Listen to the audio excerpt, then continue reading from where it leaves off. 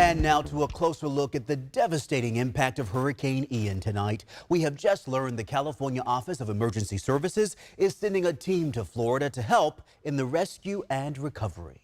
And California is, of course, very happy to provide this help in the form of experts, a team of experts who are very good at mass care shelter. Look at the water line at the ceiling. At the top, The storm making history, hitting southwest Florida as a Category 4 hurricane, one of the most powerful storms to ever make landfall there. We're told California is sending a 5-person team of mass care experts. And they're going to do their best to provide the support to those communities impacted. Boats have been thrown onto dry land and entire neighborhoods are underwater.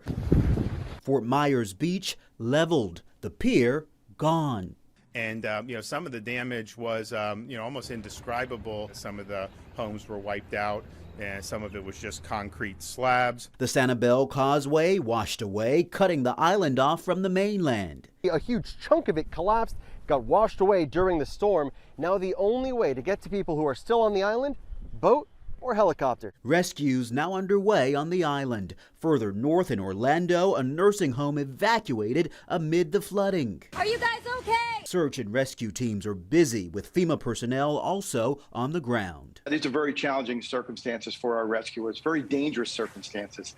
They're dealing with high water, cities that don't look like cities anymore. The damage in some areas absolutely catastrophic. There are hundreds of homes. You can see from our drone there that each of these took on at least 12 feet of water. They are all total losses. The president signing a disaster declaration in Florida amid growing fears about what the hours ahead could bring. This could be the deadliest hurricane in Florida's history.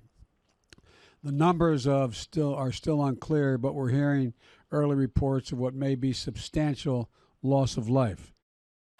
And Monica, sadly, this storm is still on the move? It certainly is. Yeah, we're just getting new updates in from tonight from the National Hurricane Center. You can see the center of circulation not ultimately defined on our radar like it was when it was a Category 4 storm, but still leaving its path of destruction. Even in the past 24 hours, you can see exactly where that went off the coast there just south of Daytona Beach, leaving about 8 to 12 inches of rain as it moved off into the Atlantic. Now, winds are still very powerful. Some of those wind gusts are close to about 50 to 65 miles per hour, and it's back to a Category 1. That happened earlier today, but now the winds are actually starting to come back up to 85 miles per hour. Hurricane warning in effect for all of the South Carolina coastline, north and south. It's going to be a tropical storm warning because the outer bands obviously creating a lot of problems there.